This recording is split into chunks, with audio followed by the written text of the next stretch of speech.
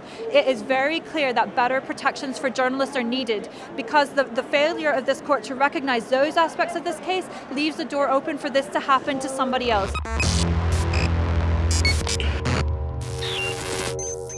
We're here celebrating after the fantastic verdict announcement today that Julian Assange will not be extradited to the USA.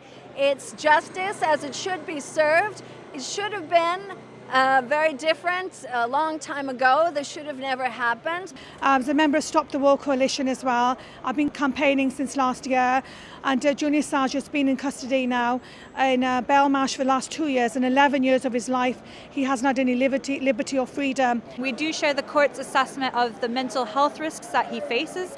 We've long highlighted these risks as one of the reasons for humanitarian urgency for the need for his release.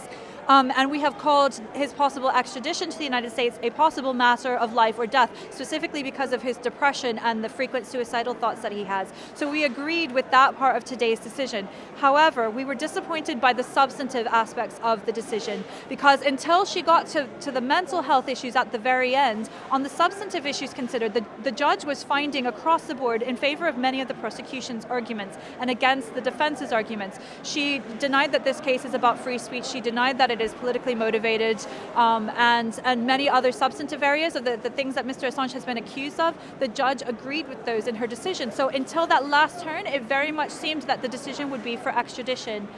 We would have liked to see this court take a much stronger position on this as a press freedom case. This case was about press freedom. It was about journalism. It is very clear that better protections for journalists are needed. So I think they did the kind of 50-50 version in our idealistic terms. Yeah, we would have loved for them to say none of the charges stand and just drop it because there was no case against him, rather than psychiatric, like prevention and saying how bad the prisons were, that would be a suicide risk. Fine, if they want to do that, as we've got the result we wanted, okay. But I still think it's a huge victory for the press and for free speech. The failure of this court to recognize those aspects of this case leaves the door open for this to happen to somebody else. It seems clear that if Mr. Assange did not face these mental health issues, any other person facing these that had done the same thing, that had published the same information, would have been handed over to the US to be tried. So until that issue, that underlying issue, and the reasons that he was able to be targeted in this way, until that's addressed, journalists everywhere should be very concerned that the US government or other governments could pursue any publisher, any journalist, or any source in this same way.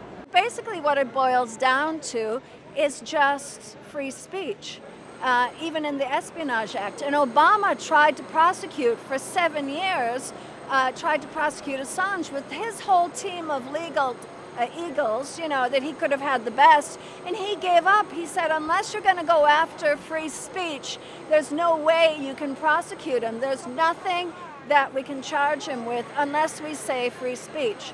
And he didn't want to be the president whose legacy was being the guy that took away free speech.